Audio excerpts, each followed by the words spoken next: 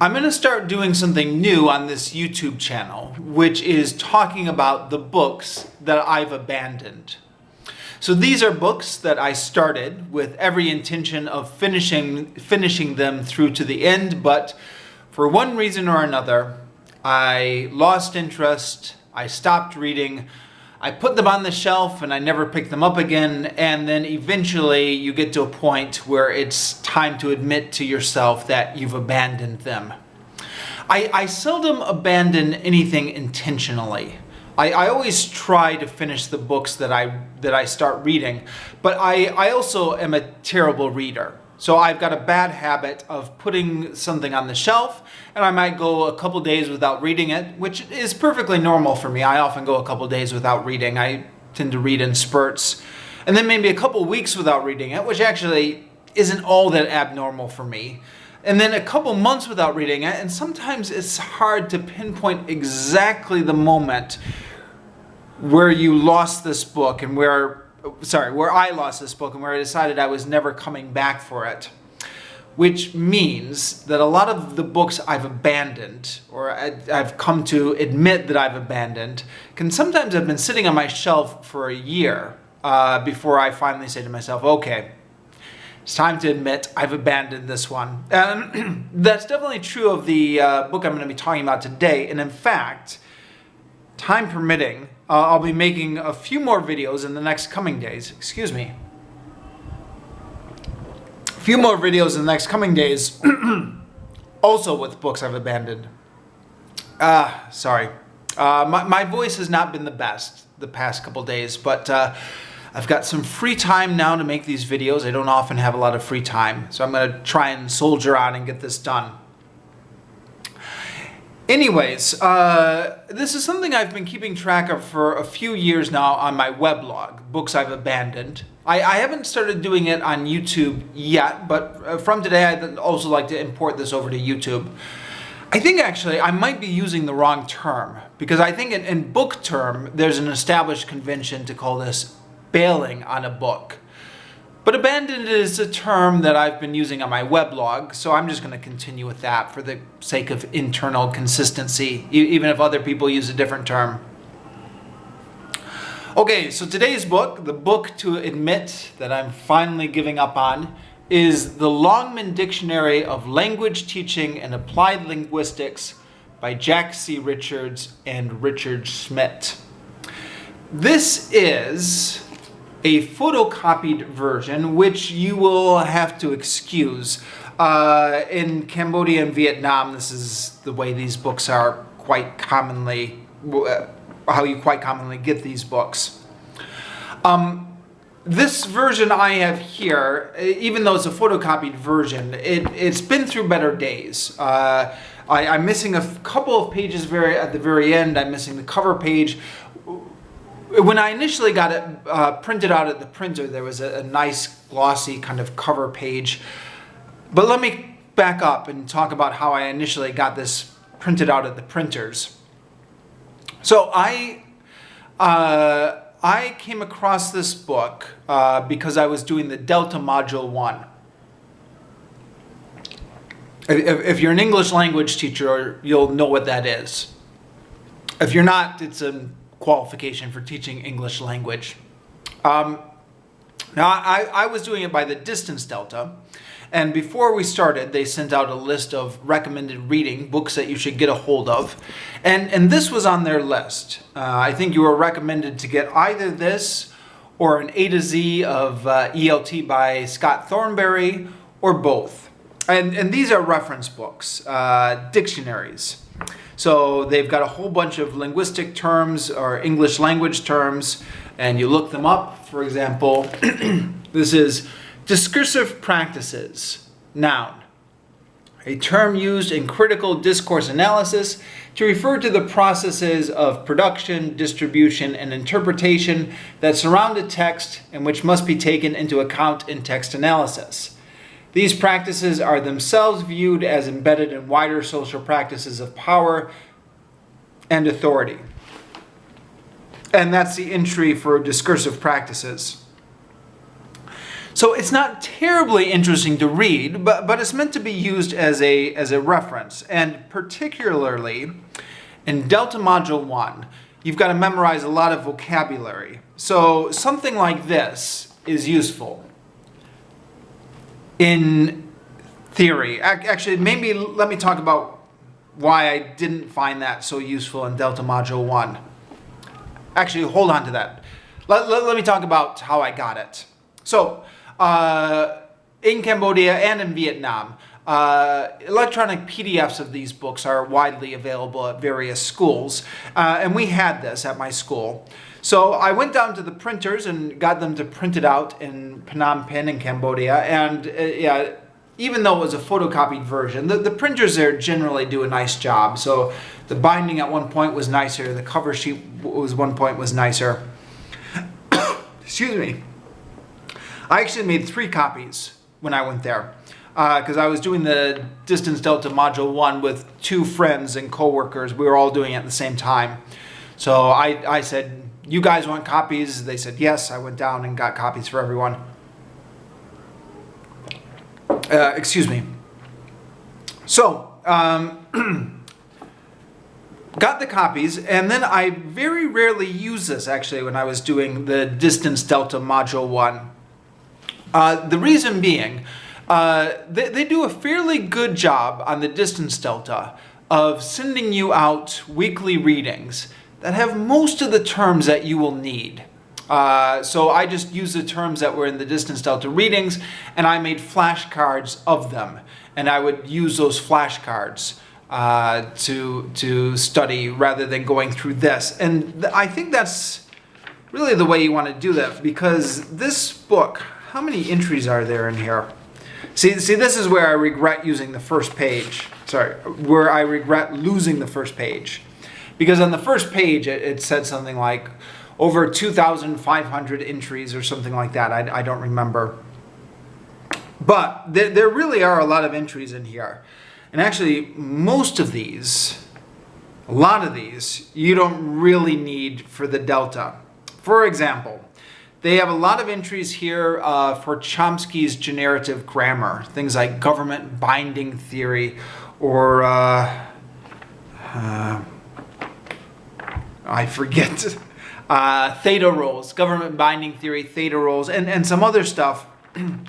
Actually, Chomsky and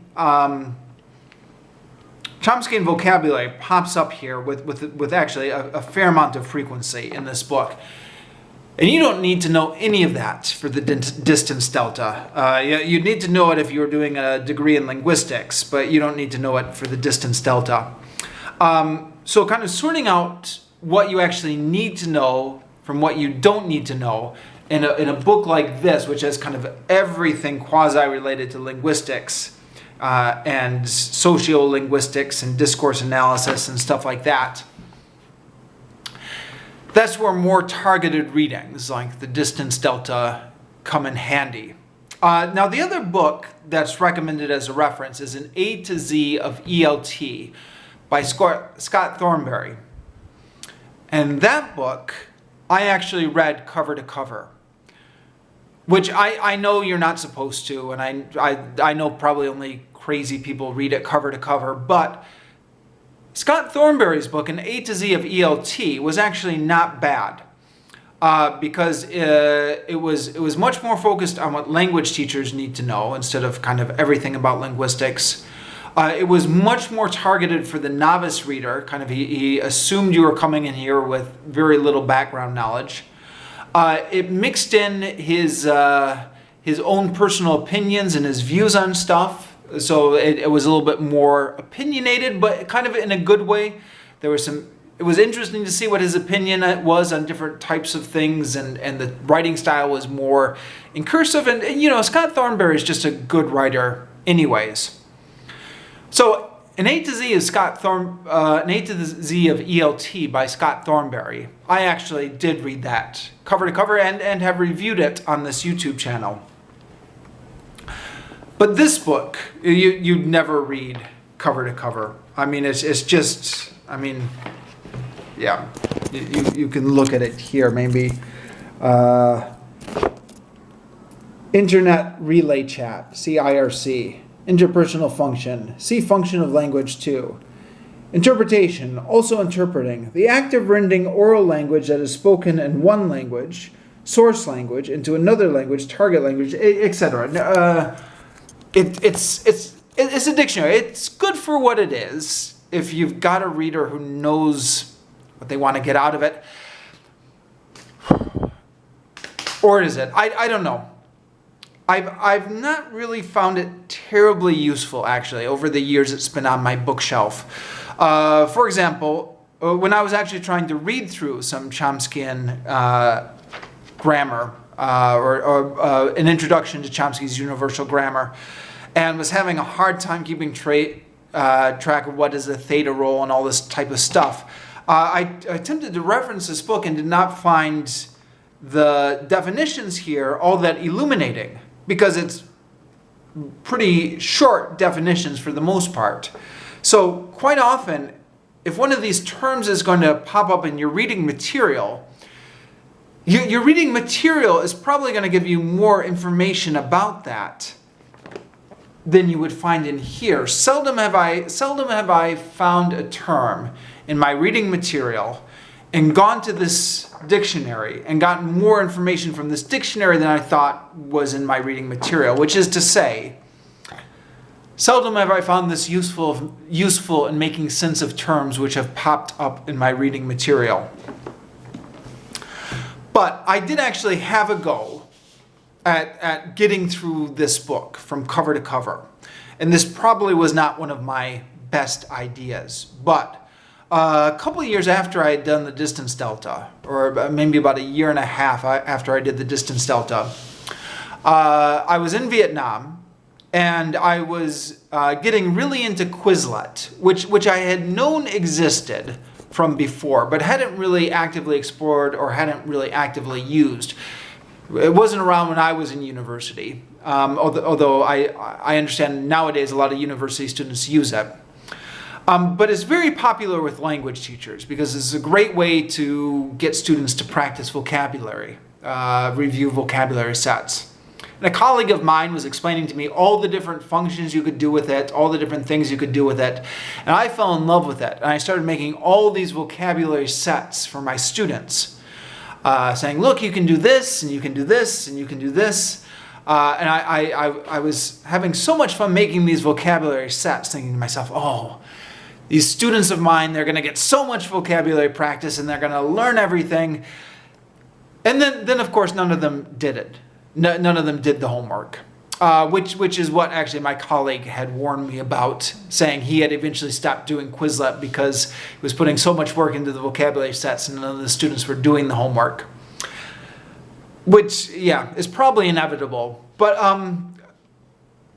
I was getting so into Quizlet at the time that I thought, this is such a useful resource.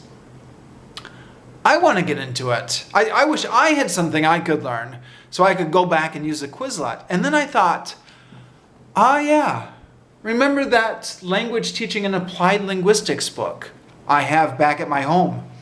Actually, at that point, I had left this book back in Cambodia with was staying at a friend's apartment with a bunch of books I didn't have the room to take over with me on my suitcase when I moved to Vietnam. And it actually went through a flood. The guy's apartment flooded and this book got a little bit wet, but then dried out and was not much the worse for wear. So I went back to Cambodia. I mean, I had to go back anyways to pick up all my stuff. Picked up this book, brought it back, and started just from the very beginning. AAE, African American English. AAVE, African American Vernacular English. Ability grouping. Ablut. Absolute. And started plugging these into Quizlet. And then doing all the activities that you can do during the right function where you type in the words and the ones you get right go into your correct column and the ones that you get wrong go to your incorrect column, and then you can just kind of cycle through it until you do everything. And then there are various games where there's like an asteroid heading to Earth with a vocabulary word on it and you have to type in the answer as quickly as you can. what I did, in part to kind of, I did these in 5-word increments at a time. So I would do 5 words, practice it on Quizlet, then add another 5 words. So I was up to 10 words, and then practice those on Quizlet. And then add the next 5 words, and practice those, and then add the next 5 words. Now, there are various ways you can do this on Quizlet. You can copy over the set and then make a new set, or you can just keep expanding the same set. But because I was doing all the games and kind of saving all my scores, I wanted to preserve those scores, so I just kept making new sets with the new 5 words. And I kept them all in one folder, and I will, Quizlet folder. You can put your different quizzes in folders on Quizlet. I'll share that in the link down below, just in case anybody is interested. But perhaps by the time I get done talking about my experience here, probably nobody will be interested. Because there's a few things I started noticing when I was going through Quizlet. So all these words, the definitions and stuff like that, I would physically type from the book onto the Quizlet. So ability grouping, I would type all this into the Quizlet. And you know, it was a little bit laborious kind of typing it out from the book, but that's all part of the practice as well, depending on how you look at it. But I began to notice a little bit that as I was going through the Quizlet, it's very easy to play all the games and do all the exercises without really absorbing the definition for each word. I started to catch myself when I'm playing the game of Quizlet, not actually paying attention to what the meaning of the definition was, but just looking for like keywords. Like, this is the one that talks about goose and geese. That's a blute. So, you know, that word goose and geese would jump out at me. And I wouldn't even kind of think about what the whole definition meant. Or I'd be like, oh, this is a really long definition. Or this is the definition with many examples. I started to get accustomed to it, where I would know the word based on kind of the shape of the definition, rather than having really to think about the meaning. And at that point, it was the practice became less ideal. So I started to experiment with different ways to focus myself more. For example, I would give myself the word, and then I would have to write out the meaning. Now, these meanings are quite long, so I experimented with doing a couple different things. One of them was to just blank out some words in the meaning, and I would have to write those in. And that would work the first time. But by the time you're recycling through this word the 20th time, then you're just automatically typing those words in. I experimented with getting myself to retype the whole definition, but that was a lot to remember at one time. So I would do it in kind of 3-word increments. So each time I would delete 3 more words from the definition and practice it until I was retyping the whole definition, which probably wasn't the best use of time. Yeah, why was I even doing this? I had it in mind at that time. I had done Delta Module 1 by distance, and I had delayed doing Delta Module 2 and 3 for a variety of reasons, which I'll probably talk about in a different video maybe someday. But I had this idea that I needed to still remember the vocabulary from Delta Module 1 going into Delta Module 2 and 3, because I thought it would all build on each other. And as it turns out, that wasn't really a concern. A lot of that vocabulary you memorize for Delta Module 1, you don't really need it for Delta Module 2 or 3. I mean, some of it you do, but you'll pick up what you need when you're doing it. You don't need to retain all the linguistic vocabulary that you have from Delta Module 1. But that's what I've been thinking in the back of my head for why I was doing it. And I got up to, I don't know, 400 entries or something. Some of these entries where I was typing out most of the definition of a word, or all of the definition of a word, and trying to cycle through these every day. And got what, in retrospect, was probably fairly predictable. I got hand cramps. I'm not sure if it was a precursor to tendonitis or just hand cramps or something like that, but my hands started getting really sore. Now, in retrospect, this was entirely predictable, but it's one of those things where you don't really appreciate your body until it gives you kind of some reason to pay attention to it. When you're young, you don't really think about this stuff, and you're like, nothing will ever happen to me. I've never had any problems. And probably, actually, if I had been 20 years younger, quite possibly, I wouldn't have had any problems. It was the year I turned 40 exactly that I started to have all these problems with the hand cramps. So that may not be a coincidence. But I was overdoing it on the Quizlets. So I reduced my Quizlet use a lot. Started kind of, instead of working through 400 words a day, maybe working through 3 words a day. And was still trying to keep this going in some form or another. But as I've gotten more and more busier, it's gotten to be one of those projects that I've just kind of let by the wayside. I've taken on other things, other little projects. Duolingo, trying to learn various languages. Using Quizlet now to review the Vietnamese vocabulary that I've been trying to use. Just have enough other things going that memorizing this whole book on Quizlet seemed less worthwhile to me. But all that being said, I'll leave a link to all my Quizlets below. If anyone, I think I got almost all the way through the A's. If anyone finds them useful, you're welcome to them. But just be forewarned that the style changes as you go through it. So the initial first few ones is just a very simple, here's the definition, you write in the term. Then it kind of gets a little bit weird where the definition is gapped and you have to write the missing words in the definition. And then it gets to the point where you have to write in the whole definition. So the methodology changes as you work your way up through the sets, which I think makes it less ideal for somebody else. But anyone's welcome to them if you want them. I'll leave a link to the Quizlets down below. So this has been sitting in my apartment now, and it was still in relatively good condition until we had the baby. And with the toddler running around and pulling books off shelves, and she really likes books. We're hoping she'll become a reader when she's older. But at the moment, she really just kind of likes tearing up books. So the binding that was on here is gone. The front page is gone. I still have most of the book. I'm missing a couple of the end pages here. I've got all the way up to W, page 592. I think there's only like a couple pages left after that. I don't think there was much in here for X and Z.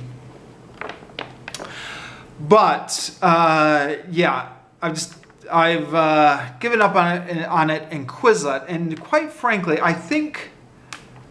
initially when I first started doing this on Quizlet, and that was about 5 years ago now.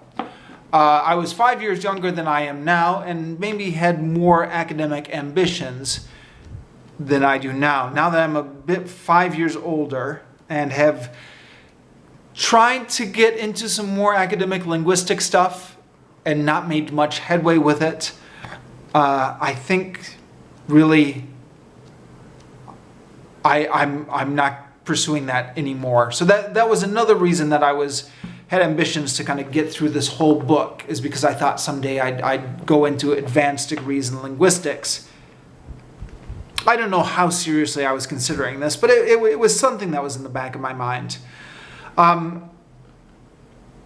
don't think I'm going to do that, and this is not, I'm not sure how useful this would be anyways. Yeah, so it probably wasn't the best use of my time for a professional development project, but whatever. Water under the bridge now at this point.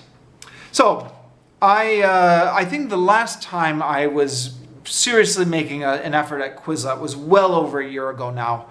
Every now and again I would go through a couple words on it, but at this point I haven't touched that Quizlet in about a year, And I'm going to put this book on my abandoned books list.